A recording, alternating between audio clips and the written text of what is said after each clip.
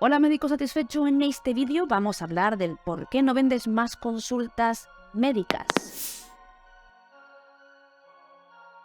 Y en concreto te voy a dar 5 puntos que tienes que considerar para vender más consultas médicas, así que vamos a ello. Cuando hablamos de vender, este canal en Práctica Médica Privada es lo nuestro.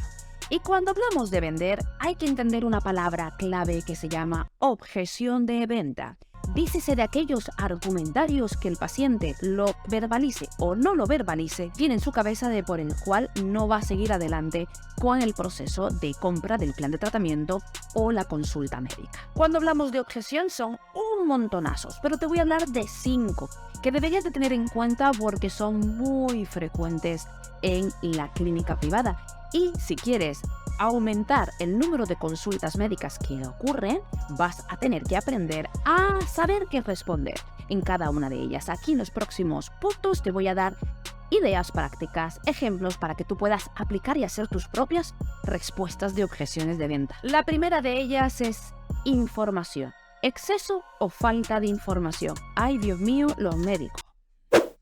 Yo sé que algunos médicos hacen todo su esfuerzo por hacerse entender con mortales como yo, que no soy médico. Tengo clientes de todo tipo, clientes que hacen muñequitos, dibujan, que les gusta el proceso de dibujar, otros que ponen pizarras y otros que mandan una retajila de palabras que te quedas así como... Cuando hablamos de plan de tratamiento, hay que recordar que la prueba del algodón es información para dummies, información para la abuelita, para el niño, llámalo como quieras. Pero la información no solamente tiene que ser verbal, sino escrita. Y yo sé que esto causa aversión a algunos de los médicos porque no quieren meterse en problemas. Oye, para eso está la información y hay que profesionalizarse. Pero te lo digo yo, que sí, y sé lo que... Telepatía, sé lo que me estás diciendo. Tamara, es que le he mandado mucha información al paciente y no se lo leen.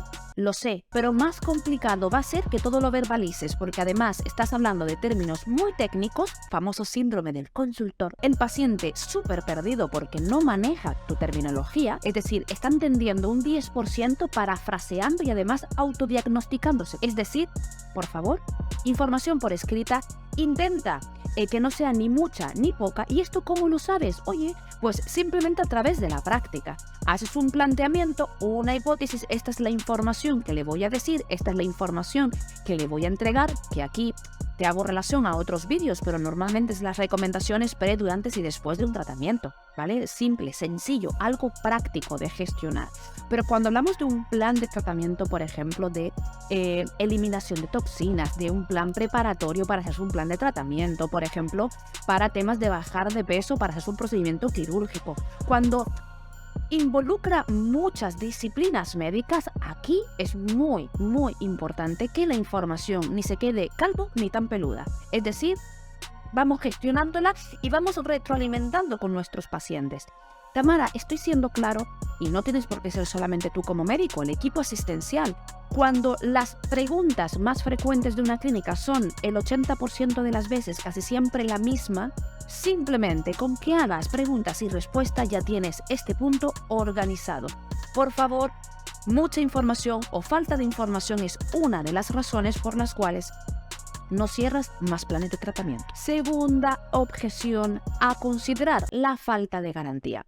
Normalmente este tipo de objeción es una de las más difíciles de manejar porque las personas no suelen verbalizarlas. Hay algunas, como el famoso precio, que el paciente dice es que no tengo dinero. Hay algunas que son fáciles de verbalizar. Hay otras, como no me estás dando confianza, hay médicos que parecen más profesionales que tú, o simplemente creo que no me lo merezco todavía, es una inversión que no me lo merezco. Hay ciertas objeciones que son difíciles de verbalizar y esas son las más complicadas. Pero falta de garantía, tan sencillo como tener muy claro cuál es tu política de devolución, tu política de retoques, tu política de control médico, establecerlo en un papel, informarlo en consulta, incluso hasta previo de la consulta, si tuvieras algún problema de llevar al paciente a la consulta médica y ya, dan. La tercera objeción, hiper fácil de gestionar, seguridad del paciente. Habrá pacientes que efectivamente, sobre todo si son la primera vez, ojo con esto, la primera vez que el paciente se hace un tratamiento es muy importante destacar la seguridad del paciente. No se trata de ahora darle información de todo lo que ocurre, pero por ejemplo, qué tipo de clínica operas, cuál es tu protocolo anestésico, o si el tipo de profesional o si el anestesiólogo tiene alguna bomba del dolor, algún tratamiento adicional. En definitiva, da igual cuál es la información, tú la conoces perfectamente y este es el problema, que como equipo asistencial, como equipo médico la conocéis perfectamente, dais por hecho que el paciente no le da miedo la anestesia general, pues te llevarías una sorpresa de lo mucho que sigue incrementando los servicios no quirúrgicos justamente por lo mismo, porque lo quirúrgico no es para todo el mundo y en ocasiones hay un espacio gris donde no es que le dé miedo, es que tú no diste información suficiente para rebatir esta objeción. Así que a partir de este vídeo no hay excusa. Cuarta objeción que veo muy a menudo y que muy pocas personas lo tienen interiorizado en su proceso de comunicación con el paciente. Tiene que ver saber si el paciente tiene claro que es el candidato adecuado o no para la compra, la realización del tratamiento. ¿Y cómo lo haces? Pues básicamente el identificar el tratamiento o para quién está dedicado un procedimiento. Ejemplo, una persona que tiene un sobrepeso de grado 1, unos kilillos de más, ¿vale? En vez de estar en 62 kilos, está en 65 kilos, no necesita una cirugía bariátrica. Entonces, en otras palabras, yo sé que es un ejemplo un poquito exagerado, pero es para intentar entender o hacerme entender que efectivamente la persona tiene que saber, oye, yo estoy queriendo buscar resolver este problema y este tratamiento tiene todo el sentido de que me resuelva este problema. Cuando hablamos de medicina estética, ocurre así de veces. He tenido clientes, aquí hago una nota al pie, que o el paciente se hace lo que ellos plantean o no ejecutan el procedimiento. Y eso me parece correcto, viable.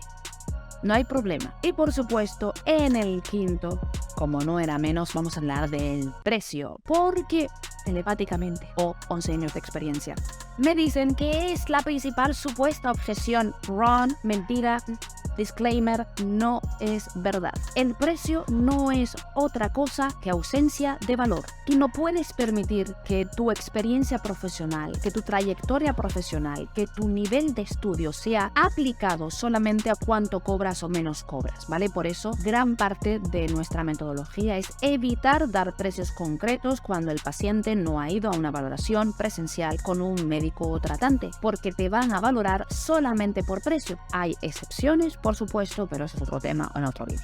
Cuando hablamos de precio, que te estoy diciendo, es un problema de percepción del valor. ¿Eso qué quiere decir? Que tenemos que identificar o aislar las variables que parecieran que argumentan el precio. No me lo puedo permitir, no tengo dinero, ahora mismo tengo otros gastos, es más barato en otra clínica. Todo este tipo de información o de frases y expresiones pertenecen a la categoría de precio. ¿Y por qué digo que cuando hablamos de precio en realidad es un asunto de valor? Bueno, porque en muchos de los casos te vas a dar cuenta que no lo hizo contigo, pero lo hizo con otra persona. Y sí, puede ser que lo haya hecho con otra persona por precio.